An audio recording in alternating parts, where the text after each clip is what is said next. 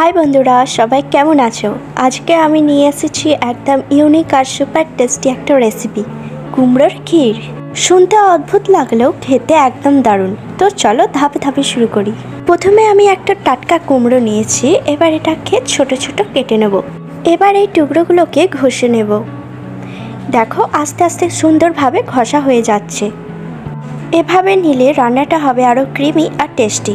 ব্লেন্ডারে ব্লেন্ডও করে নিতে পারো। এবার একটা কড়াই গরম করলাম। এর মধ্যে দিলাম 1 চামচ ঘি। ঘি দিলে ক্ষীরের ফ্লেভারটা অনেক বেড়ে যায়। এবার দিয়ে দিলাম কুমড়োটা। ভালোভাবে নেড়ে নেড়ে ভাজতে থাকবো। কিছুক্ষণ পর কুমড়োটা নরম হয়ে আসবে আর সুন্দর ঘ্রাণ বেরোবে।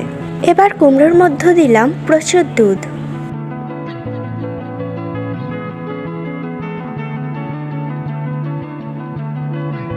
তারপর দিলাম সামান্য চিনি। মনে রেখো, কুমড়ো নিজেই মিষ্টি, তাই বেশি দেওয়ার দরকার নেই। এবার দিয়ে দিলাম কাজু কিশমিশ। এগুলো খেতে ক্রাঞ্চি আর মিষ্টি স্বাদ দেবে। সাথে দিলাম 2টো তেজপাতা, সামান্য গরম মশলা আর 1 চিমটি নুন। সব একসাথে মিশিয়ে নিলাম। এবার মাঝারি আঁচে ফোটাতে দেব, যাতে দুধ আস্তে আস্তে গাঢ় হয়ে যায়। এবার আমি কিছু কাঠবাদাম কেটে নিলাম।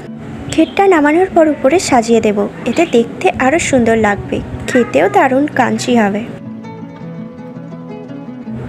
দেখো, আস্তে আস্তে দুধ ঘন হয়ে আসছে, রংটাও বদলে গেছে। একদম ক্ষীরের মতো সুন্দর কনসিস্টেন্স হয়ে এসছে আর কুমড়ো পুরোপুরি মিশে গেছে দুধের সঙ্গে। তো বন্ধুরা, আমাদের কুমড়োর ক্ষীর একদম রেডি। খেতে একদম লোভনীয় আর হেলদি। সকলে অবশ্যই একবার ট্রাই করে দেখো। তোমাদের কেমন লাগলো কমেন্টে জানিও। আর হ্যাঁ, যদি ভিডিওটা ভালো লাগে লাইক দিও, শেয়ার করো আর সাবস্ক্রাইব করতে ভুলো না। আমি আবার আসবো নতুন রেসিপি নিয়ে। ততদিন সুস্থ থেকো, ভালো থেকো, টাটা।